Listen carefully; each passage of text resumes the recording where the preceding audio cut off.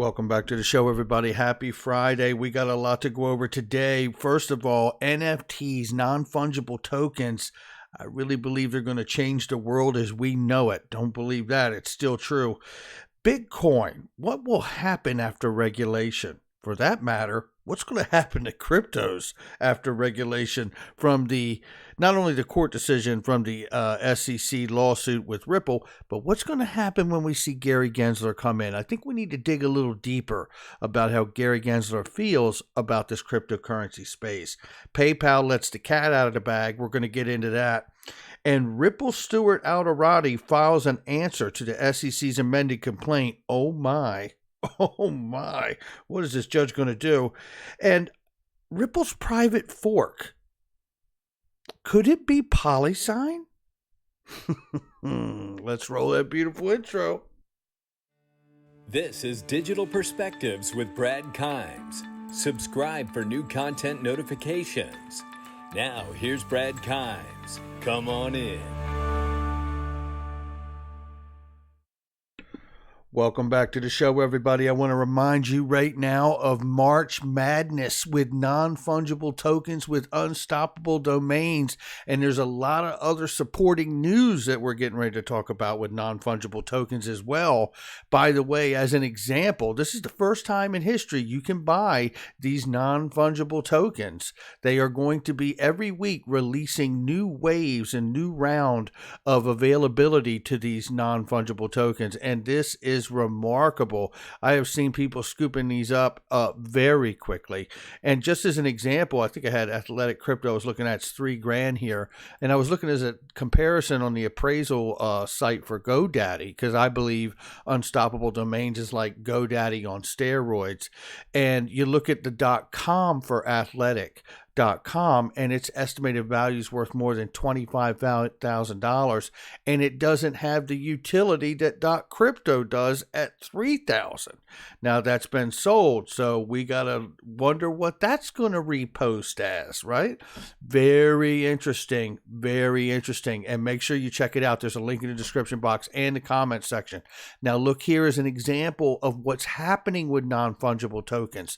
Non-fungible tokens are tokens that represent intellectual property. A la example, music. Kings of Leon is the first band to release an album as a non-fungible token, an NFT. Go crypto. That is from Clinton Donnelly, the crypto tax fixer. Check him out in the description box and the comment section as well. Don't mess around with your taxes if you're trading. All right, now here's another example, and this is getting serious. I look at this and I'm like, whoa, this cat burned the original artwork after tokenizing and creating an NFTs for it. A blockchain company bought a $95,000 Banksy artwork, burned it, and broadcast it live on Twitter, all of the part of the process of turning the work into a non-fungible token. Whoa! Or an offering, non-fungible token offering.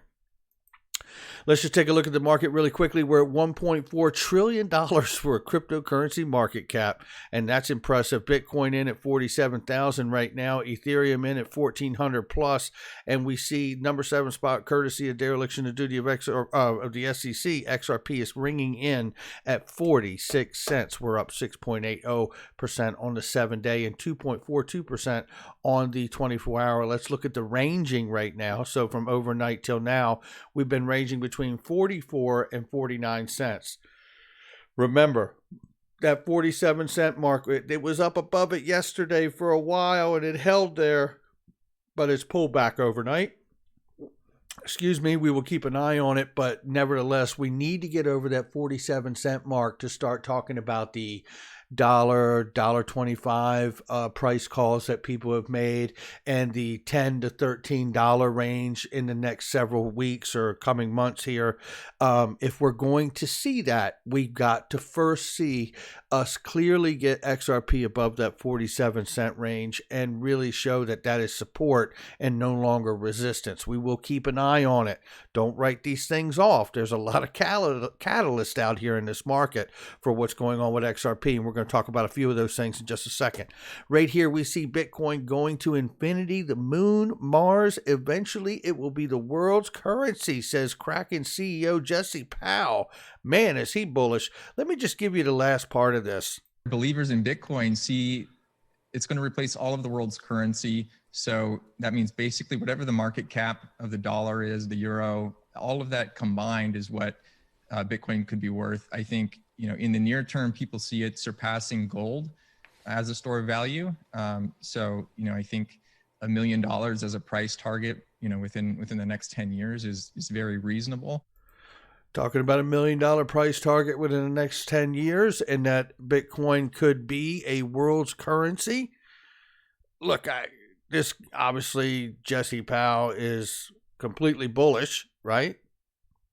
The only thing I would say here is that if you believe that Bitcoin, which has no backer at all, no backer whatsoever, Satoshi Nakamoto is pseudonymous named to represent no one, whether it's one person or a bunch of someones. This is pretty interesting to think of the idea that governments will sit back and just quietly allow Bitcoin to become $1 million value over the next 10 years, as he suggested, and that people will just simply arbitrarily decide to use it over actual government-backed dollars. And I guess somewhere in this philosophy, Jesse believes that governments will just allow it to happen. I'm not so sure about that, Jesse. Let's listen what this man says when he's asked about Bitcoin really quickly here. Nishan, we have to get this question in, probably our last question. It's around $51,000 now for Bitcoin. What are the catalysts for the cryptocurrency going forward, do you think? Is there that additional kind of industrial buy-in? And what is the key? Is there one key regulatory risk that you have to have on your radar? So right now, I don't see any Black Swan event coming up because they're Black Swan events, Tom. I only am bullish at this moment because institutional investors are it's like a trend for institutional companies in the US to announce that they have invested in Bitcoin or Bitcoin mining. Mm-hmm. And this trend doesn't seem to show any signs of stopping anytime soon. As more institutional money is poured into Bitcoin, I only see the price going up. However, when talking about some expected events that could tumble the markets, it could be some regulations by the US government to restrict trading in Bitcoin. What that could be, we do not know. There you have it. And that's what I'm waiting to find out myself. And obviously, I say these things with open eyes because I don't say this like, oh, Bitcoin's the only one that's got trouble ahead. Oh, I believe Ethereum's got hurdles ahead too. If it's going to switch from proof of work to proof of stake, which it's in the process of doing now, how are you going to get the fees down when you stake more of the token, which creates scarcity, and you're going to have even higher fees that you have now? And I think the fees now are running about $17 on the low end. It's expensive, right? And then you look at the Ripple SEC lawsuit. Is it a security? Is it not a security? We're on our way to finding out. But these are the hurdles in front of each one of these top three as they were prior to the lawsuit. And I think we're just looking, I'm just trying to get all of us to understand every coin, those top three we just went over there, have a situation sitting in front of it. And I think it's wise to really ask ourselves those questions. We could sit around and think about Wen Moon and Papa Tops and Bentleys and all these things, but we should be asking the real questions. What happens when this court case is over and we have some kind of summary judgment that may be used as legal precedent to really lay down a unified regulatory framework for digital assets broadly? And what does that market look like after that? We're going to get into that more in just a second, but let's keep going. This is PayPal, and I think this is a little bit of a glimpse into what that market's going to look like, at least to him. Let's hear what he says. Shout out to XRP Yo-Yo for this. He actually has a part 1 and part 2. I'm just going to play part 2 for this particular discussion right now. Let's listen to this. The next couple of months to buy at any of our 28 million merchants. And so we're beginning to add more and more functionality to cryptocurrencies. And I really think that's their promise. Their promise is to use a modern technology to enhance the utility of payments. Right, and a lot of folks say that it has to be sort of used not just as a store of value, very speculative one at that. So, Dan, do you think that this year's the year that we finally see Bitcoin or other cryptocurrencies being used for, say, everyday transactions, like buying a cup of coffee? How is it going so far on the merchant side?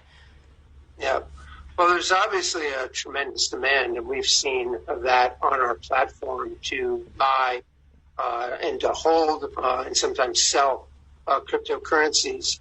But I think what we're most excited about is enabling people to take that cryptocurrency and effectively turn it into a currency to be able to use at any of our 28 million merchants, and do that without any of the volatility. You know exactly how much of your crypto holdings you need to convert, and all of our 28 million merchants will be able to accept it, because we'll take that crypto and we'll convert it into fiat currency so they can immediately accept it. There it is right there. And I think there's that. You want to know what the space looks like going forward? He just told you. You can have all the crypto you want, but there's a reason that all the central banks are working on releasing a central bank digital currency, because they intend for that to be your on and off ramp to this space. Don't believe it. It's still true. You're not getting out of here with your fancy little Bitcoin. You think it's going to go to $1 million and everybody's just going to sit back? All the governments, the militaries, the leaders of the world, they're going to let your coin backed by nothing become $1 million and challenge all the fiat currencies of the world. I'm going to need you to pee in this cup. Yeah, that ain't happening. And he just told you it ain't happening, because you can hold all the cryptos you want inside of PayPal's app. But when you want to go pay for a pair of sneakers or a haircut, they don't want Bitcoin. That merchant doesn't want Bitcoin, and they really don't care how you get them to cash. And by the way, here's another fancy little tip if you're not aware of it. You have to pay capital gains on anything you gained on that cryptocurrency that you are now converting to cash to pay for lunch or those sneakers or a haircut. Come on in. Buyer beware. Make sure you understand exactly what this space is going to look like. And to me, this is a hint. This is PayPal telling you what their system, what their crypto program and platform is going to look like and how it will operate in the future. And they clearly understand we are not designing a system. In fact, when you buy the crypto in PayPal, it stays there. You can't send it to nobody. You can't send it to another exchange. All you can do is hold it inside of that platform and then convert it. You smelling what I'm stepping in? Let's take a look at this. This is a reminder right here from August 2020 from DJ Peter Vass. Will run on RippleNet. Ripple and its rival Swift now work together indirectly as RippleNet keeps expanding. This is a reminder of what we covered last year, but this is just the depth of what we're doing here. Digital banking giant IBIS Management Associated has brought together two big rivals, Ripple and Swift, on their new platform for customer benefits. They could now, at that point from last year, choose either one, Swiss Route RippleNet adapter to allow customers to take advantage of both Swift and Ripple solutions. Swift is not happy about it, but they don't have anything to say about it. But the reality is, I wanted to show this to you to say, this is basically Swiss Route setting both options for a choice for settlement path for Swift and RippleNet. Now, the question here is whether the judge is going to find that this asset XRP is or is not a security. Well, we're about to get into also the idea of knowing that there is a private ledger that is built on top of the XRP ledger open source technology. Okay, that is a reality. The question is, The question is we've known that we've had this from even like Christine Lagarde when she was the IMF managing director here. Just listen to this real quick before we go into this. Is your bank and the confidence relationship that you've established with your customers. So that's where I see changes happening now. If you think of Circle and Ripples and all those, that's where they are active and helpful. And there you go. And that's back from 2019, I believe it is. Thank you to Stephen Bull Deep. That was when Christine Lagarde was the managing director of the IMF, really giving a shout out, a nod to Circle and Ripple. And you think of that and you understand the new news of understanding there's a private version, there's a private ledger.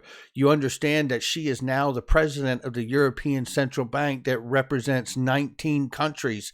And she's had Ripple come out of her mouth in support, right? She's also been very clear about the fact that it's not Bitcoin. Now, I want you to listen to this quick excerpt that was taken from Digital Asset Investor. Shout out to Digital Asset Investor and XRP Yoda. Listen to this very quick statement here from Brad Garlinghouse previously to the news of the announcement of the private ledger. Listen. Private temporary blockchain between two banks. It's cryptographically signing the transaction, holding it in escrow, and releasing it at the same time. So you never have a situation where a transaction doesn't complete. There you go. And he's telling you a private temporary blockchain. Listen again. Private temporary blockchain between two banks. It's cryptographically signing the transaction, holding it in escrow, and releasing it at the same time. So you never have a situation where a transaction doesn't complete. That's what I'm talking about right there. Now, what you have to ask yourself is, knowing that Ripple has really come clean and told us that there is a private ledger, understanding that there is, the ability to set these things up between the two banks and have them settle same time, you have to start wondering the question that Mickey B. Fresh has put on the table. Who has been building a private blockchain with highest level security and compliance? Polysign been implementing components of its stealth for years. Identity, key wallet, authentication, privacy. Private ledgers not just for central banks, but their account holders, banks, and custodians. Shout out to Mickey B. Fresh right here. And he asked a very good question. Could this be a reference to what Polysign has built? He goes on to say here, he highlights here, securing digital assets, their third generation proprietary private blockchain technology is foundational to the development of digital asset infrastructure.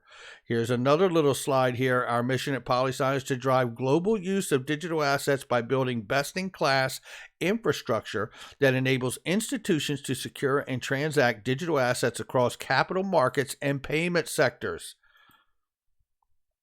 This is a good one too. Transactions on the CBDC private ledger from Ripple Insights are verified by the same consensus protocol. It goes on to show here, highlight Polysign.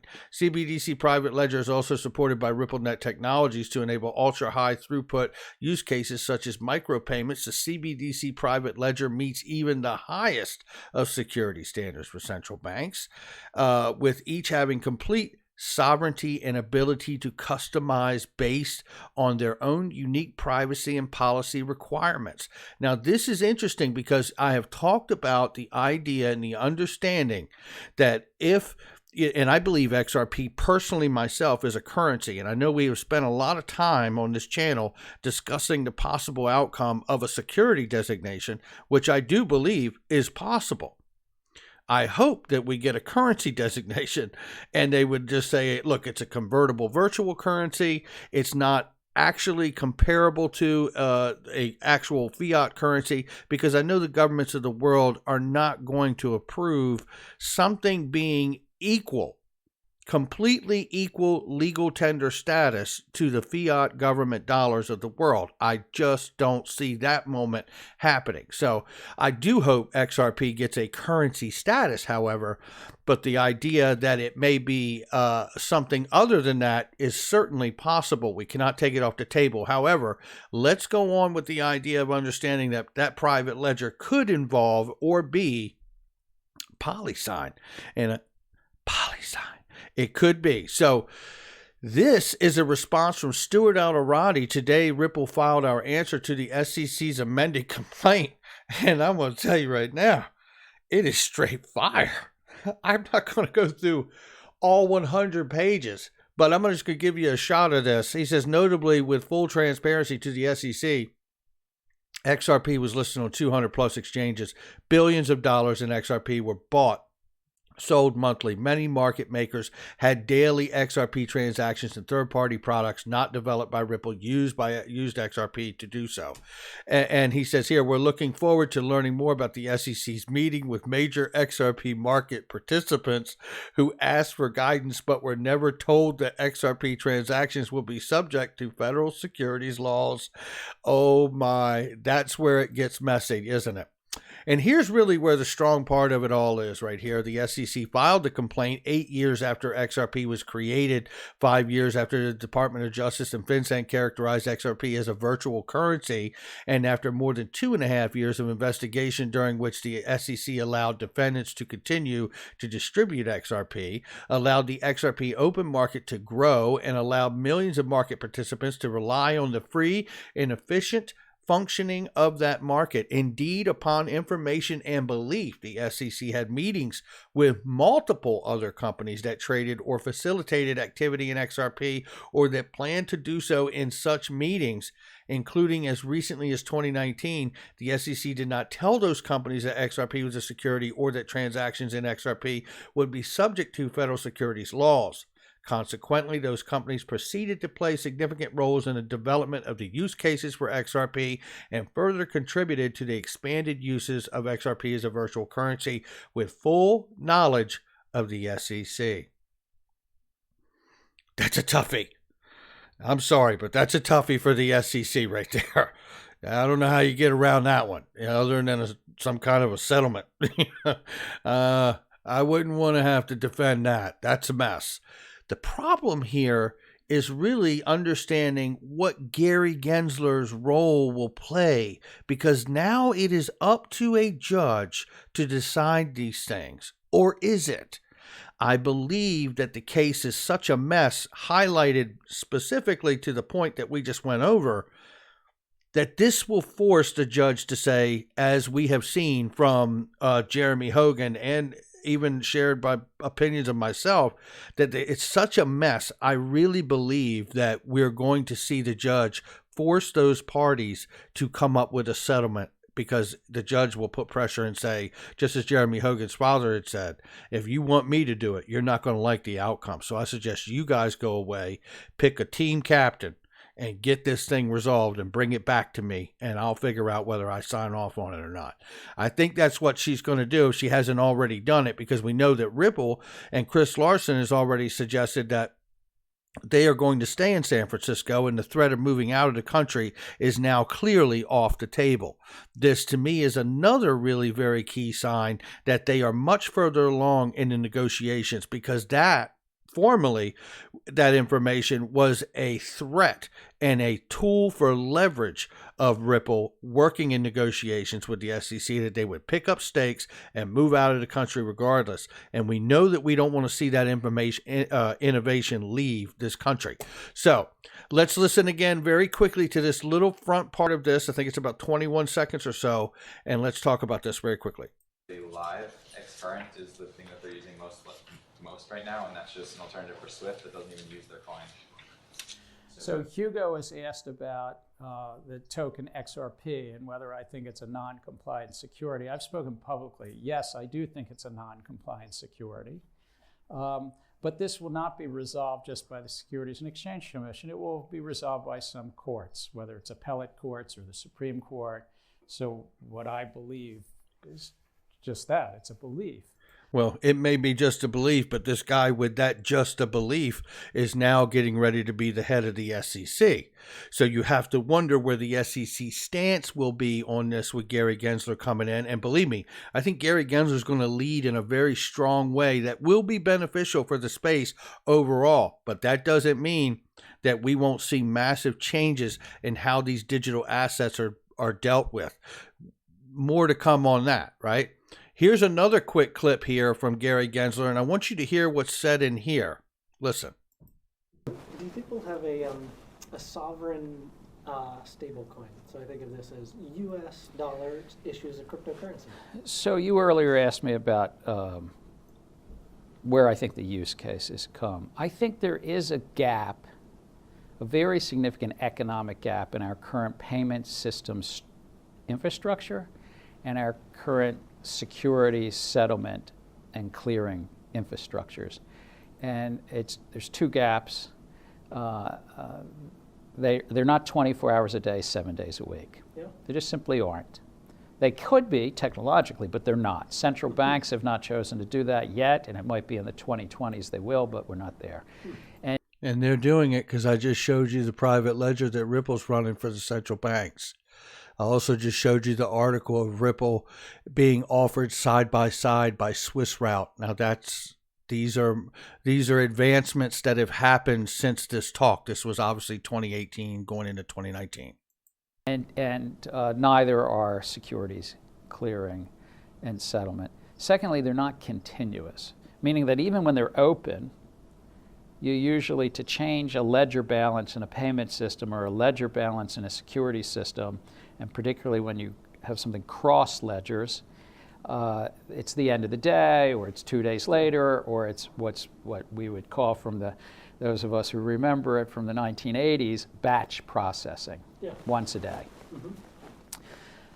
So they're not 24/7 and they're not continuous. I think those gaps are something that private sector actors are trying to fill with stable value tokens, both in the retail space and the wholesale space.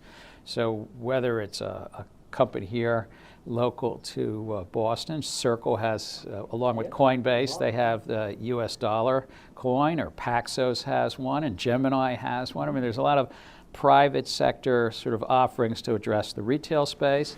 There's some wholesale offerings. There's a consortium of 15 or 20 large banks that are doing it. Recently, even JP Morgan says maybe we'll get in there. I think with these private sector offerings, you raised the question, will central banks do it as well? I think it's not even a question of if, it's just when. So when do you think that is? When is right now. When has already happened. Because they built the private ledger and a private fork off of the XRP Ledger open source technology. But this gentleman told you this in 2018. The man has an amazing view of this space that he could call that 3 years early.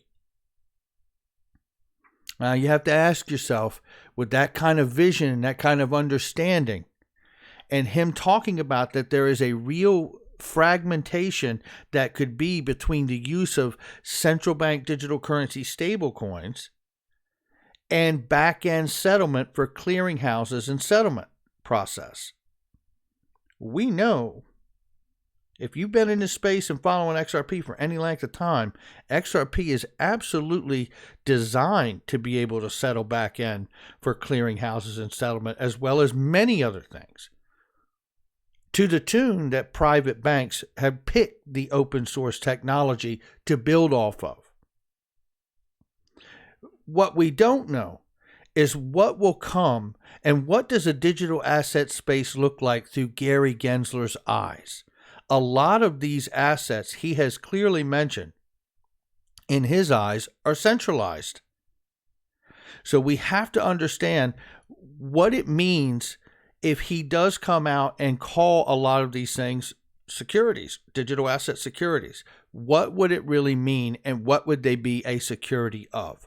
If we see a digital asset security designation for XRP, I could see that in the sense, as long as they classify it in a way it doesn't harm its full-scale intended use. And as long as they don't harm the full-scale intended use, or the fact that I can hold it, buy it, trade it, and sell it, I don't care what they call it. But at the end of the day, this gets much more interesting to me, understanding more of his perspective of how he sees this space, and knowing that he is very casual regardless of what the judge is thinking in their decision. I think it matters greatly what Gary Gensler sees XRP as, and it is a non-compliant security in his eyes. And if that is the case, in fact, what will it mean for a settlement if the judge truly is going to force the parties to really rectify and settle between each other? I tell you, this gets more interesting by the day. And I don't believe this goes to a jury trial because this is a mess already. So I look forward greatly to some kind of a settlement, as we all do, I'm sure. But what I do want to tell you is that if you're wanting to know more about Flare, this guy is doing an excellent series of videos. This is Arthur Twiggs from CFTT TV. And he's doing an excellent series breakdown on Flare, Cardano, Ethereum 2.0, and how they compare. I watched this video and it's phenomenal. And if you want to hip yourself and get up to speed on what the differences are in these three projects, I highly recommend you subscribe to this channel and watch everything and start with this video. And by the way, the other expert in this area with Flare is Mickey B. Fresh, the one and only. Shout out to him. Follow him, hit the like and subscribe, and watch everything. What I do want to say to you is that what I find interesting about the idea of a potential security designation, don't forget about the Flare networks. Don't forget about the IMF. The IMF wants to see all of us move to a multipolar asset-backed system. And if that were to be the case, and if we were to see some really, wild decision that digital assets broadly, maybe with the exception of a handful, are digital asset securities, according to Gary Gensler, as he sees most of this market. If we do see a designation like that, Flare Networks could be the actual way out of all of this, because it could make all of us, if they're digital asset securities, you could actually stake those or put those up on Flare Networks and mint yourself a stable coin. I don't know where this thing goes, and we are still way early, but I tell you, this is the most fascinating thing I've ever watched in the whole entire existence of my life. And I am on pins and needles to see the way this market shapes out. I do hope that we get a security designation overall, but we will see what happens. A lot depends on how this guy ends up leading at the SEC, and we're not far away from finding out. That's going to do it for me. Hit the like and subscribe, leave a comment below. Ripple's got a private ledger for central banks. And that never gets old hearing that. That's going to do it for me. Make sure you check out all the links in the description and the comment box. There's really great specials in there. Don't forget about March Madness. Somebody's going to get a big domain up in there. Who's it going to be? I'll catch you on the next one.